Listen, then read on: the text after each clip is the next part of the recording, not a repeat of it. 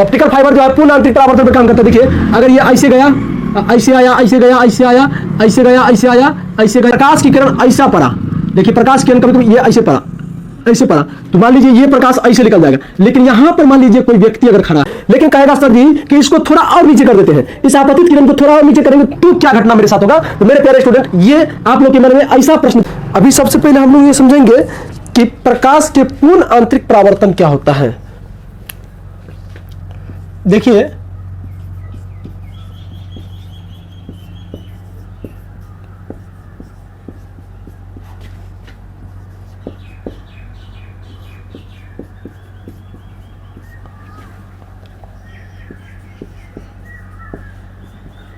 परावर्तन, देखो इसको इंग्लिश में टोटल इंटरनल, इसको इंग्लिश में इसे total internal reflection of light कहते हैं। देखिए प्रकाश के पूर्ण आंतरिक परावर्तन को समझने के लिए हमें पहले क्रांतिक कोण के बारे में समझना पड़ेगा। क्रांतिक कोण, क्रिटिकल एंगल इसको इंग्लिश में बोलते हैं, क्रिटिकल एंगल इसको इंग्लिश में बोलते हैं। देखिए क्रांतिक कोण क्या होता है, इसके बारे में हम लोग, इसको समझने के लिए हमें कुछ पीछे चलना पड़ेगा। देखिए ये आप लोग को हम समझाए होंगे, प्रकाश के अपवर्तन जब पढ़ाए होंगे तब। इधर ध्यान दीजिए, देखिए ये है सघन माध्यम, सघन माध्यम, ये है विरल माध्यम, विरल माध्यम। कोई दिक्कत? ये आपका जो है, ये आपका अभिलंब है, नॉर्मल जिसे आप इंग्लिश में बोलते हैं। देखो देखिए ये प्रकाश यहां से आया, यहां पे टकराया, इस प्रकाश को क्या बोलते हैं, आपतित किरण। इसको जाना चाहिए ऐसे जाना चाहिए, लेकिन ये प्रकाश ऐसे निकल गया। आप लोग को हम बताए थे कि जब प्रकाश की किरण सघन माध्यम से विरल माध्यम में प्रवेश करता है तो वो अभिलंब से दूर भागता है। देखिए इस कोण को हम लोग क्या बोलते थे, आपतन कोण बोले थे, जिसको एंगल आई से सूचित करते थे, नहीं जिसे आप आई से सूचित करते, इसे आपतन कोण बोलते थे। याद है आप लोग को, जिसे एंगल आई से सूचित करते थे हम लोग? नहीं, इतना बात आप लोग समझ में आ गया। देखिए अगर थोड़ा इस फिगर को देखिए और थोड़ा इस फिगर को देखिए, आप लोग देखिए दोनों में सेम ही है। ये आपका हो गया सघन माध्यम, सघन माध्यम, और ये आपका हो गया विरल माध्यम, विरल माध्यम। देखिए अरे तुम सीधा पढ़ो ना, काहे उल्टा पढ़ रहा है। देखिए थोड़ा दिमाग लगाने वाली बात यह है कि जब प्रकाश को हम इतना, मतलब जब प्रकाश को हम इतना झुकाए तो ये अभिलंब से उतना दूर भागा नहीं।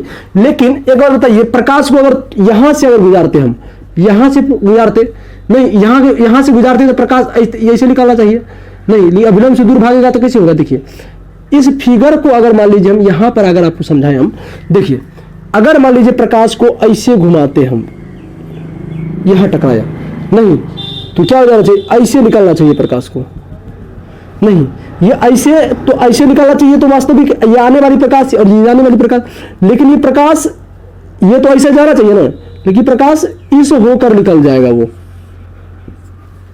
देखिए इस होकर निकल जाएगा, इस एंगल को ही देखिए। जब प्रकाश की किरण, देखिए जब प्रकाश की किरण सघन माध्यम से विरल माध्यम में प्रवेश करती है, फिर से सुनिए, जब प्रकाश की किरण सघन माध्यम से विरल माध्यम में प्रवेश करती है तो ना तो परावर्तन होता है और ना ही अपवर्तन होता है, सॉरी, ना तो परावर्तन होता है और ना ही अपवर्तन होता है। अर्थात दोनों माध्यमों को सघन और विरल माध्यमों को अलग करने वाली परत से निकल जाता है, तो उस स्थिति में ये आपतित किरण है, तो उस स्थिति में आपतित किरण और अभिलंब के बीच जो कोण बनता है उसे ही क्रांतिक कोण कहते हैं।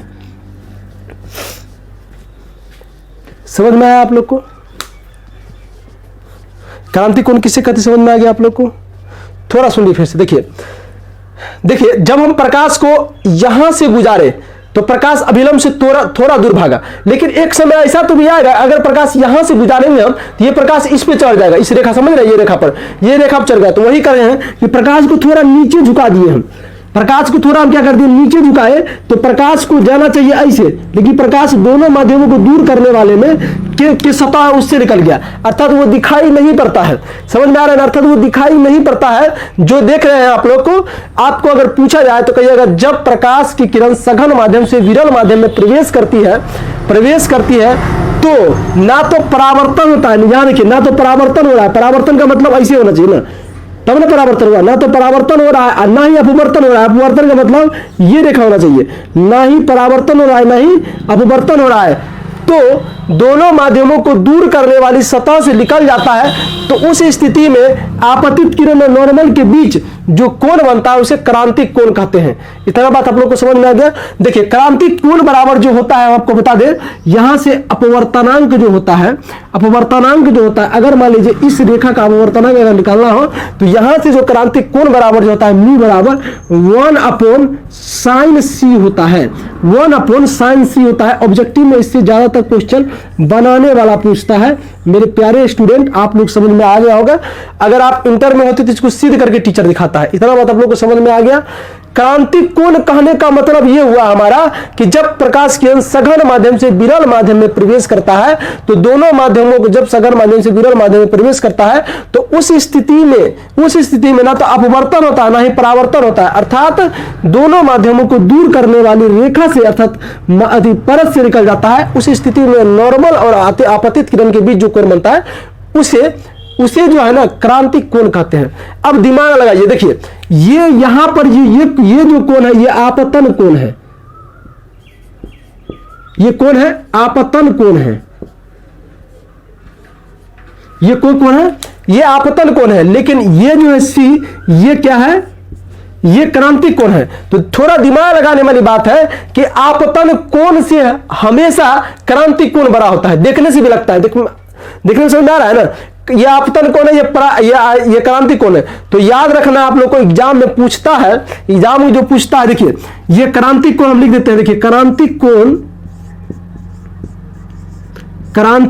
जो होता है, अब कोण बड़ा है कोण छोटा हम दिखा देते हैं। ये है आपतन कोण, ये क्या है, आपतन, ये है आपतन कोण, समझ में आ रहा है ना। तो ये क्रांतिक कोण क्या होता है, आपतन कोण से हमेशा बड़ा होता है, ये छोटा होता है, ये बड़ा होता है। ये आप रिलेशन को याद रखिएगा, एग्जाम में ज्यादातर पूछा जाता है, समझ में आ रहा है ना। ये हमेशा पूछा जाता है। ये क्रांतिक कोण आप लोग को समझ में आ गया तो आप लोग फटाफट इसको क्या बोलते हैं, इसको स्क्रीनशॉट ले लीजिए। नहीं मिटा दे इसको। अब हम लोग समझते हैं कि प्रकाश के पूर्ण आंतरिक परावर्तन क्या होता है। देखिए मेरे प्यारे स्टूडेंट, इसको मिटा देते हैं हम। नहीं देखिए, देखो मेरे प्यारे बच्चों, अगर आप थोड़ा दिमाग लगाइए तो थोड़ा दिमाग लगाना है कि कहोगे सर जी एक और फिगर बनाते हैं। देखिए कहोगे सर जी कि यहां से हम प्रकाश को सघन माध्यम से विरल माध्यम में प्रवेश कराए तो अभिलंब से दूर हटा, मतलब प्रकाश का अपवर्तन हुआ। यहां पे कहेगा सर जी कि आपतित किरण को थोड़ा झुका दिए, थोड़ा झुकाए तो ना ही अपवर्तन हुआ ना ही परावर्तन हुआ, अर्थात दोनों माध्यमों को अलग करने वाली सतह से निकल गया। तो इस स्थिति में जो क्या हुआ, जो कोण बना, मतलब क्या आपतित किरण नॉर्मल के साथ उसे क्रांतिक कोण कहते हैं।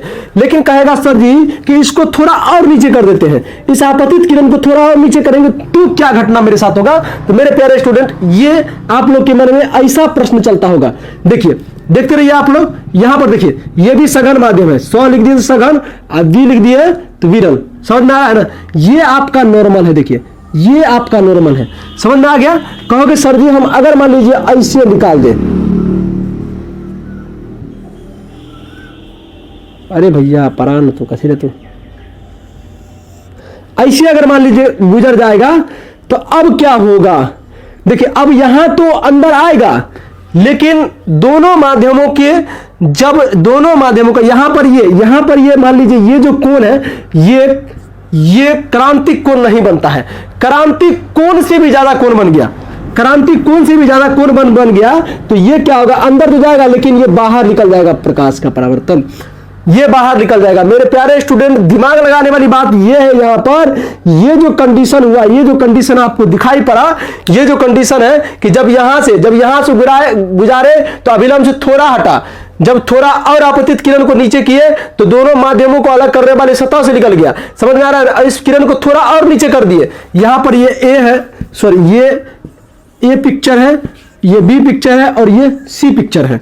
देखिए जब ये नीचे के दोनों माध्यम को अलग करने वाले निकल गया। अब देखिए इस फिगर को देखिए, इस किरण को थोड़ा और नीचे कर दिए, जब इस किरण को थोड़ा और नीचे किरण कर दिए तो ये अभिलंब से दूर, इतना दूर भागा कि जिस माध्यम से आ रहा था आपतित किरण उसी माध्यम में निकल गया।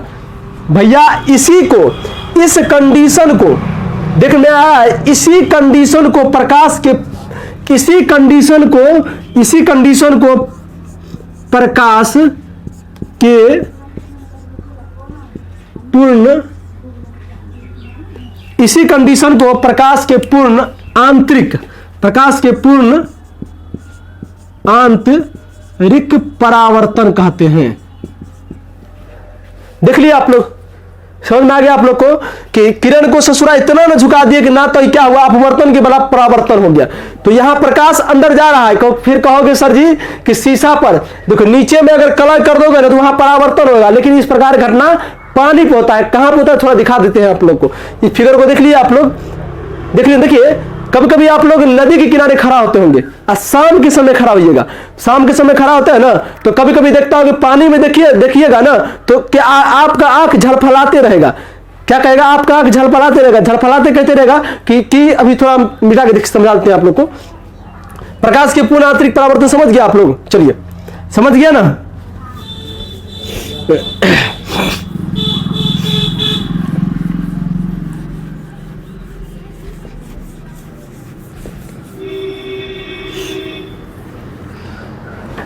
देखिए ये आपका नदी है,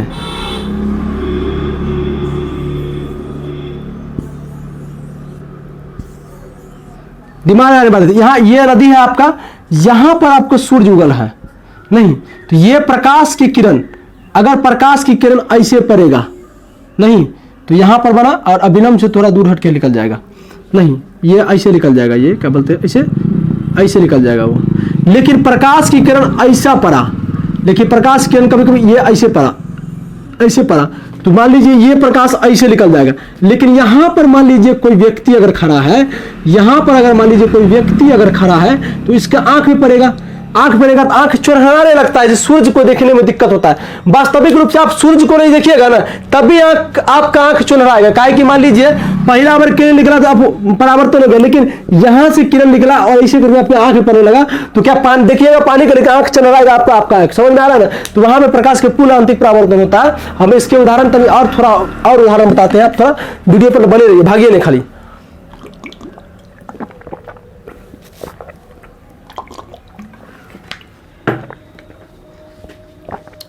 समझ गया आप लोग? देखिए यह क्रिया कब होगा, शाम के समय में या सुबह के समय में, ये दोनों के बेर में होता है। 12 बजे दिन में देखिएगा तो नहीं होगा, नदी में प्रकाश सीधे जो है लंबवत पड़ता है। देखिए अब हम लोग ये समझेंगे कि प्रकाश के पूर्ण आंतरिक परावर्तन के क्या क्या उदाहरण हैं। देखिए प्रकाश के पूर्ण आंतरिक परावर्तन के कारण वस्तु जो है ना चमकना प्रारंभ करता है, चमकता है, समझ में आ रहा है ना। जैसे अभी हम आपको बताते हैं प्रकाश के पूर्ण आंतरिक परावर्तन का उदाहरण, एग्जाम में पूछता है ये क्वेश्चन, प्रकाश के पूर्ण आंतरिक परावर्तन के उदाहरण। पहला तो ले लीजिए हीरा का चमकना, हीरा का चमकना। देखिए हीरा कब चमकेगा, नहीं सपोर्ट यार थोड़ा देर की सोच लीजिए। देखिए ये तो है गिलास, लेकिन मान लीजिए हीरा है, ये नहीं तो हीरा है, तो हीरा को देखिए इधर से प्रकाश पड़ेगा इस पे, समझ रहे। तो ये क्या है, ये इधर से प्रकाश पड़ेगा तो विरले माध्यम है, क्योंकि हवा क्या विरल माध्यम है, लेकिन हीरा क्या होगा सघन माध्यम हो जाएगा, मतलब हीरा क्या हो जाएगा सघन माध्यम हो जाएगा, मतलब इसमें प्रकाश कल कम हो जाता है। तो यहां से ये पड़ा, समझ में आ रहा है। इधर जब निकलेगा इधर, तो इस किरण को जब देखिएगा तब चमकता हुआ प्रतीत होगा, अर्थात आने वाले किरण से चमकता हुआ प्रतीत नहीं होगा, जब निकलेगा तब समझ में आ रहा है ना प्रतीत होगा। तो हीरा का जो चमकना है प्रकाश के पूर्ण आंतरिक परावर्तन पे के कारण होता है। दूसरा देख लीजिए कि गाड़ी उड़ी में अब तो शीशा नहीं लगाता है, पहले गाड़ी में जो है ना ऑप्टिकल फाइबर लगाया, पहले गाड़ी में शीशा लगाया जाता था, अब नहीं लगाया जाता है। तो देखिएगा जब गाड़ी का शीशा फूटता था ना, तो कुछ अगर मान लीजिए यहाँ पर अगर मान लीजिए नजर आ रहा है, तो कुछ इस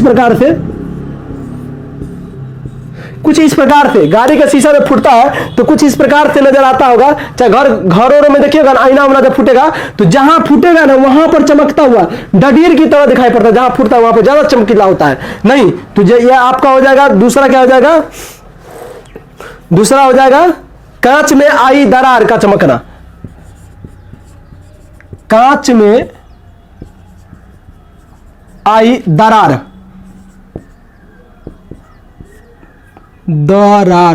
दरार कांच में आई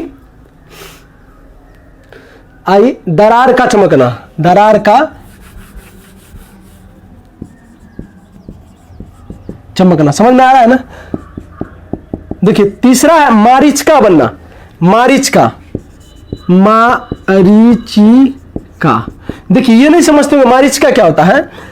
मारीचिका भी चमकता है। देखिए मारीचिका क्या होता है कि जब आप जून जुलाई के दिन में जब खूब धूप निकलता है ना, और रोड पे जब निकलते होंगे पीच वाला रोड पर, ये मिट्टी वाला रोड पे नहीं, आप खरंजा वाला रोड पे नहीं, समझ में, गांव देहात वाला में नहीं, बाजार वाला में देखिएगा ना, हाईवे पर देखिएगा ना, तो दूर से देखिएगा ना, दूर से तो लगेगा ससुरा पानी गिरल है रोड पर, समझ में आ रहा है ना।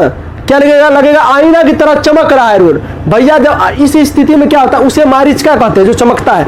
इस स्थिति में गाड़ी वाला जब क्या होता है एक्सीडेंट भी कर जाता है, समझ में, उसको समझ में आता है कि आगे जो पढ़ा लिखा नहीं तो समझता है कि आगे क्या है, आगे तो पानी है, पानी करेगा ब्रेक लेता है, गाड़ी गिर जाता है, मुकर फूट जाता है, तो वो क्या चमकते रहता है, वही मारीचिका है जो प्रकाश के पूर्ण आंतरिक परावर्तन पे काम करता है, जो प्रकाश के पूर्ण आंतरिक परावर्तन पे काम करता है। एक और है, देखिए कभी कभी आप लोग देखे हैं कि पानी में जो परखनली रख दिया तो चमकता हुआ प्रतीत होता है, समझ में आ रहा है।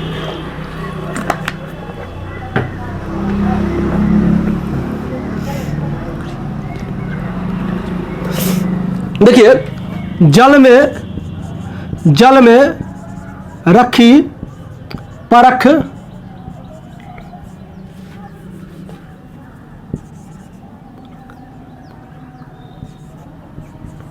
नली, जल में रखी परख नली का चमकना। और भी आप लोग खोज लीजिएगा, प्रकाश के पूर्ण आंतरिक परावर्तन पर ये सब काम करता है। समझ में आ गया। थोड़ा हम लोग अब समझते हैं कि नहीं, अब थोड़ा हम लोग ये थोड़ा एक और टॉपिक बचा हुआ है, इसमें इसी में पढ़ा देते हैं आप लोग को, जो है वो है प्रकाशिक तंतु। इतना आप लोग को समझ में आ गया। इससे जितना भी क्वेश्चन बनेगा आप लोग देख लिए हैं, अब बना दीजिएगा आप लोग। देखिए प्रकाशिक तंतु क्या होता है।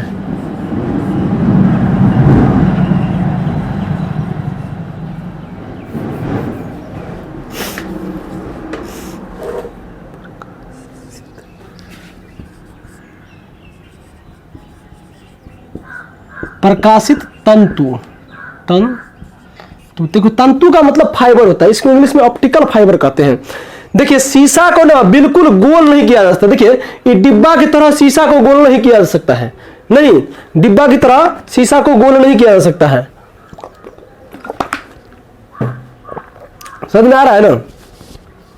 क्या हो जाएगा, फूट जाएगा। देखिए तो वहां पर ज्यादा कठिनाई होता था, फूट जाता था। नहीं कहोगे सिर्फ शीशा वाला गिलास है सो, नहीं, शीशा वाला गिलास की तो हो सकता है, अरे हो जाता है। लेकिन देखिए एक यंत्र बनाया जाता है जिसे आप ऑप्टिकल फाइबर कहते हैं। हम बता रहे हैं आप लोग को, ये प्लास्टिक के बना रहता है, फाइबर का। फाइबर में देखते हैं कुर्सी उर्सी आता है आजकल, नहीं, आजकल पलंगो वलंगो फाइबर के आ गया है। ये आपका क्या है, ये आपका क्या है, फाइबर है। ये आपका क्या है, फाइबर है। नहीं, देख लिए ये फाइबर है, और इस फाइबर को ये ऊपर से देखिएगा तो नीचे दिखाई पड़ जाएगा बिना खोला का। मतलब इसमें प्रकाश आर पार हो सकता है, अभी आर पार हो सकता है। लेकिन अभी क्या होता है, थोड़ा देखिए, अभी आर पार हो जाएगा, लेकिन इसमें ऑप्टिकल फाइबर में थोड़ा कोवर लगा दिया जाता है। क्या लगा दिया जाता है? कोवर लगा दिया जाता है। जो कोवर आप लोग को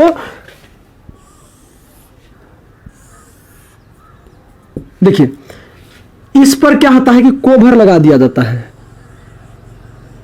नहीं, इस पे भी कहाँ वाला कोवर लगा दिया जाता है। देखिए, कोवर नहीं रहेगा तो प्रकाश को यहां से गुजारते ऐसे निकल जाता वो, नहीं, लेकिन कोवर लगा दिया जाता है तो प्रकाश आर पार नहीं होता है।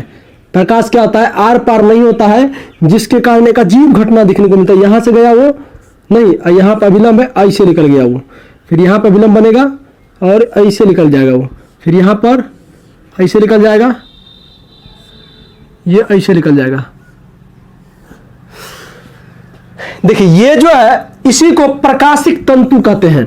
फिर कहोगे सर जी प्रकाश को सीधी रेखा में क्यों नहीं गमन कर दोगे? देखिए, सीधी रेखा में गमन कर दोगे तो निकल जाएगा, लेकिन कभी कभी देखो, शीशा का गिलास बन सकता है, लेकिन कॉल का जो पाइप होता है धंसने वाला, जिससे पानी निकलता है, उस तरह से गोल करके घुमा सकते हैं, लुच-पुच कर सकता है, नहीं ना कर सकता है, तो वहां पर बड़ा दिक्कत होता था। शीशा के गिलास को लुच-पुच कर सकता था, तो उसमें कड़ा ठोस होता है, कभी टन सिवर हो जाएगा, मतलब टन सिवर फूट जाएगा।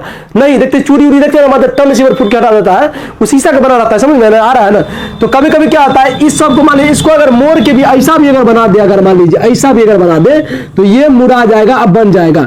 नहीं, अगर इसको मान लीजिए प्रकाश को अगर इस पार से निकालना है तो एकदम निकल जाएगा प्रकाश, समझ में आ रहा है ना?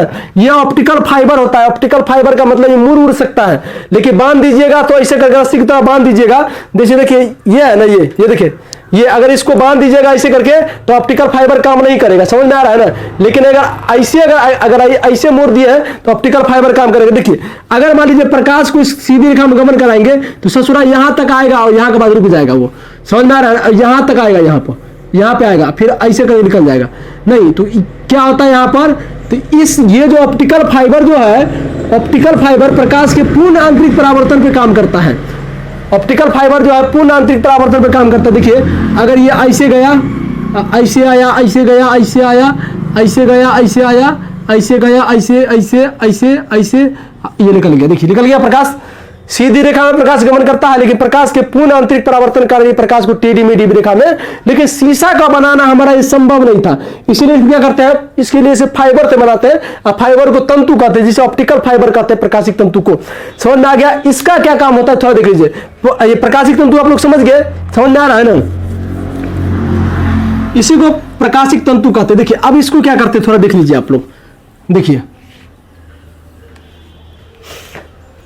प्रकाशिक तंतु का काम क्या? देखिए, पेट उठ को देखिए, सबसे पहले तो वाईफाई को तार लगाने में नहीं, उसके बाद थोड़ा देख लीजिए आपको प्रकाश सिग्नल को दूर संचार में, प्रकाश सिग्नल को प्रकाश सिग्नल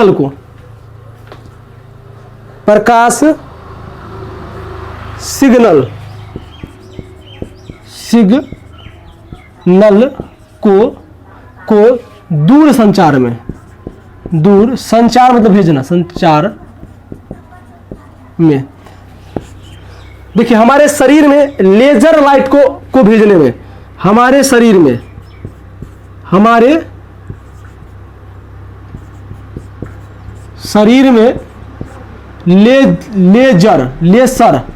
लेसर के लेजर है, लेसर किरणों को भेजने में, लेसर किरणों को भेजने पर और क्या हो जाएगा, मनुष्य के शरीर के आंतरिक भागों को परीक्षण करने में। यह भी आता है क्वेश्चन में पूछा जाता है कि मनुष्य के शरीर में आंतरिक भागों के परीक्षण करने में कौन सा चीज का या कौन सा यंत्र का उपयोग किया जाता है, तो ऑप्टिकल फाइबर का उपयोग किया जाता है, ऑप्टिकल प्रकाशिक तंतु का। कहेगा प्रकाशिक तंतु किस सिद्धांत में कार्य करता है, तो प्रकाश के पूर्ण आंतरिक परावर्तन के सिद्धांत पे काम करता है। समझ में आ रहा है? मनुष्य के शरीर के आंतरिक भाग को देखने में, आंतरिक भाग को देखने में ये आप लोग का जो है ना प्रकाश से रिलेटेड चैप्टर था, जो आप लोग के अति महत्वपूर्ण था, जिसे क्वेश्चन बार बार एग्जाम में पूछा जाता है। खासकर रेलवे और एसएससी के लेवल में ये क्वेश्चन ज्यादा पूछा जाता है। 1 नंबर का क्वेश्चन इससे ज्यादा बनेगा आप लोग को। अब एक वीडियो और बना के डालेंगे आप लोग को, जो आप लोग को नॉमिनिकल से रहेगा, जो दर्पण लेंस, उसमें सिर्फ आप लोग को सवाल बना के दिया जाएगा, किस प्रकार से वो सवाल बनता है, काम करता है। अगर आप चैनल पर नए हैं तो चैनल को सब्सक्राइब कर लीजिए, क्योंकि इस प्रकार की वीडियो हम बराबर डालते रहते हैं।